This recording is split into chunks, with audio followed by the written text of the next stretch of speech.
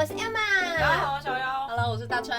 我们都喜欢 cosplay。我们之前做过梦女委托这个内容，就是之前我跟小妖做过梦女委托，是有一次是我生日嘛，然后我委托小妖离生，后来就是我们去北京，然后我委托了一个孟伟老师，但是你获得了丑猪猪，丑猪猪可以吗？猪猪可以啊。我自己虽然是有做孟伟这件事情，但我觉得坦白说，我们都不是真正专业。我们委托别人那次也蛮怪的，因为我们委托别人那一次其实是你跟他出去玩，然后我是一个第三者。日本不是有一个类似的东西，是出租女友男友，这算是委托吗？我自己认为啦，就是都是我自己的经验，因为其实梦女委托有分好几种，它有就是有画图的，或者是写文字的，其实都有。但是如果是以委托约会，通常它就跟 cosplay 是捆绑在一起的，因为你必须要扮演那个角色，你才可以进行下一步。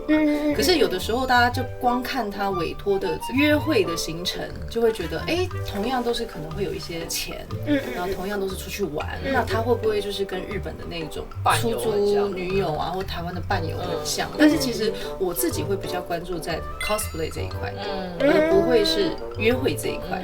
只差在说梦女委托，它是比较类似我委托的这个角色。这个角色他可能被创作来爱你的，莫伟是算第一人称，让你可以带入去体验。对，所以他委托的角色都会是像乙女游戏，就大陆相关的乙女游戏。它重点是在 cosplay。对，他的角色其实本身就是设计过来爱你这个人。其实大川做的没有，我看你就是给我的一些资料，你没有做的很长你是今年2月做的是画图的委托，还是文字委托，还是约会的委托？约会的委托，他是 coser， 他就是你去拍他吗？还是你被拍？我一样是那个角色。哦，我懂了，就是你 cosplay 一个这个角色，然后跟他一起就是委托 cosplay 拍照这样子，算吗？对，因为他有的时候有一些委托人，他会有一个所谓的自己设定自己的梦女形象，对，然后他就会扮演成那个形象，好可爱哦，梦女形象。对，如果是按照你这样的说法的话，这种类型他就是会出去，然后他会扮成自己的形象，就是自己设计的一个形象。2种类型啊，这跟我们接下来我们要去玩 LOPS， 大家不知道 LOPS 的人可以关注我们接下来的影片。对，因为约会就是游戏里面本身的内容，所以我认为这跟伴游是不太差非常多的。只是想要现实的体验游戏里面的内容感觉。对，所以说很多像委托我的一些，除了真的会把梦女设定带到现实，另外一种就是一般人。你都是委托乙女的比较多，明年开始会比较多不同的。他有做过伏地魔对啊，跟伏地魔约会吗？跟伏地魔约会吗？可以啊，我可以做哈利波特，不一定要出哈利波特。我就想做哈利波特，我就想尽自己的爱，好不好？就有2个角色你出过，然后我很喜欢。如果要变成梦，我一个就是这个，然后另外一个是神力女超人，就我很喜欢神力女超人，我觉得她就是第4爱的代表这样子。你知道大川很厉害，我刚才其实一开始有讲到他是2024，其实今年2月份吧，我没有记错的时候，但他到今年为止就是还不到1年的时间，他已经做了89场。我一直觉得莫伟很辛苦，你就等于是 cosplay 半天这样子。你整个就是约会流程的时候，你都要沉浸在那个角色里面。你第一个角色是什么角色？第一个角色是扎里苏，所以你是可以接你不熟的角色。对，不熟的角色，因为有些作品的话，可能相对我变成是要跟预委托人要很多的资料，或者是我自己去查。那我这边也会跟他讲得很清楚，说不好意思，我没有看过。这会影响到价格吗？不会，就都一样。不会，因为其实在我的理解里面是，虽然不同的角色，但是差不多。明年收到的卿卿我那个 AI 聊天的那个男友，他就是他们那个里面的角色，就明年大概现在有大概三四个。然后因为每一个人都不一样，那网络上是查不到的，你只能在相关社团去看到别人分享的聊天记录。可是这个聊天记录也不一定是委托人，天哪，好辛苦哦！就变成是像我现在准备2月的嘛，现在是12月。像你现在12月如果是陌生的作品，陌生的角色，就很像是演员要看剧本，对，大概要2个月的时间。应该说这么辛苦的东西，你为什么会持续？是因为委托的金额很高吗？还是怎么样？就我好奇说你的动力是哪边？好几次都想我下个月不要接了。但是我觉得这个其实为什么我刚刚会一直提到说约会委托它重在 cosplay 而不是约会，先不管它有没有所谓的这个商业的往来，重点是因为那个还是 cosplay 的一环，所以你会有一个热爱。那再来就是说，在约会的过程中，虽然是可能不熟的角色，但是你研究2个月也是会喜欢上。我懂。台湾也有一个社团。你说委托社团吗？对，有吗？叫什么？有这是可以发的吗？可以，我知道，就是像委托，我全名不记得。没事，我们会打在这边。这个社团叫做委托社团，就是委托社团，它是连带妆跟委托一起的。那像一般你们委托流程大概是怎么样？一开始他会先看你的照片，那这个部分你都不会知道他在观察你或研究你。那到后期就是说他会告诉你他要做什么，那这个时候就开始有分歧了。每一个接委托的人会不一样，有些接委托的会希望说，不好意思，行程你定，我来看可不可以。那另外一种是说，我行程就是你给我一个范围，预算什么的，然后我定给你。我自己是整个都定好了，那你看完你满意，你再付定金。可是大部分的人是说，不好意思，你确定了，你先付定金。你反正付了，我就会给你行程。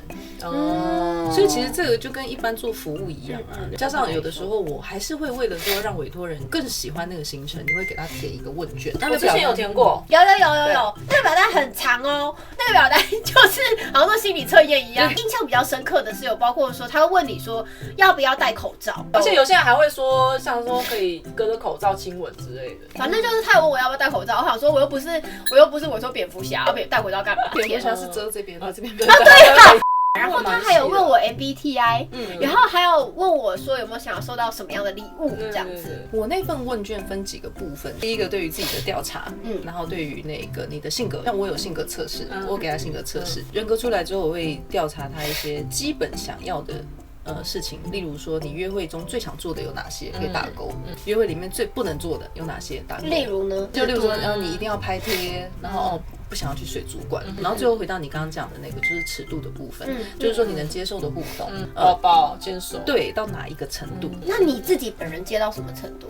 我没有设限制你可以打炮，这当然是不行。我想说，所以你的程度是隔着口罩亲亲这种都是可以的，不戴口罩也可以。你有性别委托的差异吗？例如说男生女生，这是有差的。你可以接男生吗？目前是不接男生。那我可以吗？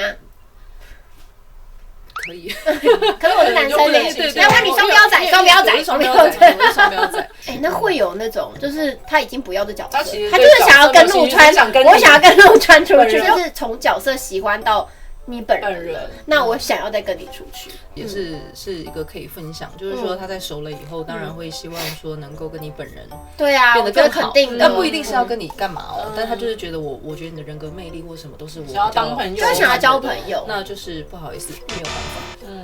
那你怎么去拿捏说朋友跟个人吗？对，我觉得就是被委托人就是客人，就像有些那种什么牛郎店或什么都禁止跟客人发生关系或什么的，我觉得是同质性的，因为不管是说怎么样，他毕竟就是发生过一个金钱相关的一个关系。今天跟这个客人交朋友，那我对不起他之前花的钱，我也对不起其他以后来委托的人。那如果说都可以交朋友的话，那以后出了任何事情就会纠缠的很复杂。那这样子的话，朋友可以接吗？朋友就不接了，所以他会有一个一样的逻辑。那我们现在不是朋友，我们现在不是朋友，我委托完我们再做朋友。好，没问题。你收过最感动的回馈是什么？你有没有印象？约会中最特别的事情，对，有什么印象深刻的事情？就是因为我开车嘛，那个委托人就是一般他们关车门其实都蛮大声，你啦，胖的。后来那委托人就是下车的时候，他从上车的那一次开始到下车到每一个行程，然后到我送回家嘛，他都关得很轻，虽然是微乎其微的小事，但我觉得就是很感动。另外一个是他在准备一些东西的时候，就是他们给的一些角色的礼物，那个礼物就是说可能卡片，他会准备2份，一份是给我的，一份是给角色的。会这样子哦，好酷哦，蛮有趣的，蛮有趣的耶。所以你问我说89场怎么撑过来的，就是这样撑过来的。虽然你才做不到1年，但做了89次，但每一次其实我觉得人与人之间的接触也好，以角色身份去相处也好，回忆的累积，我觉得其实会等于是我们好几场活动或者是外派叠加，超过那种一般的金钱交易，就是他在中间是获得了一些更多是心灵上的。那会不会有的时候就是变成你自己了？比如对话的时候、互动的时候变成你自己，然后发现我刚刚好像没有照角色的那个感觉。会啊，还是会，尤其是开车的时候，开车突然有时候出那个消逸啊，会不小心开太快。我因为出消逸被开2次单子过。你那个是上升吧？后来想一想是很危险。那你有把那个法灯寄给委托人吗？他不知道。我对你的爱化成了这个形状，他到现在都不知道。那好奇你的钱是怎么算的？我一开始接，我就只觉得我设计了一个 set， 就是说可能520啊，有一些谐音啊，3140啊，就后来发现亏太多了，后来就直接打掉，就说我一个小时是多少钱？你如果不方便讲你自己的价格，我想知道说大概一个市场行情价，大概500一个小时，500一个小时到1000左右都有。差不多跟我北京委托的差不多，但是是低的。那就你所知，目前大概台湾有多少人在接梦威啊？这市场很大吗？就社团的比例来看啊，我觉得不会超过100个人。100人也蛮多的啊，一定有很多人做图说我接，但是如果真的要接到2-3次以上，而且是稳定的，我不认为会超过100个人。梦伟这件，对啊，因为觉得好像有时候会在网络上看到，但是实际上我就是有在思考说，这个东西它能够做职业吗？它的市场够大吗？不过我目前听下来是好像还没有办法。就我自己的经验是，假设你今天是社会新鲜人，你本身的生活就像刚刚讲的，他住家里，吃家里，他本身对于这个费用的部分，他不需要去精算到他能够赚多少钱才够他生活的情况下，我认为每个月赚点零花钱对于一般人来说很够，而且它还会有附加价值。就例如说我一样可以出去玩，可是对于像我自己本身的岁数跟我的生活节奏，这个真的是完全的工作，因为我平常不出门。适合当梦维老师的人有没有一个什么样的个性，或者是假设今天有人他对这块是有兴趣，你会给这样的一个人什么样的建议吗？基于我自己的经验，我会很希望大家体验看看。因为这种感觉是一般 cosplay 做不到的。以前我们玩 cos 的时候啊，就是除非说是动态还没有的时候，我在台大我也不敢大声的喊角色的台词啊，会有点小尴尬，对不对？但是终于有一个机会是可以让你去演自己的喜欢的角色，所以我觉得这种机会很难得。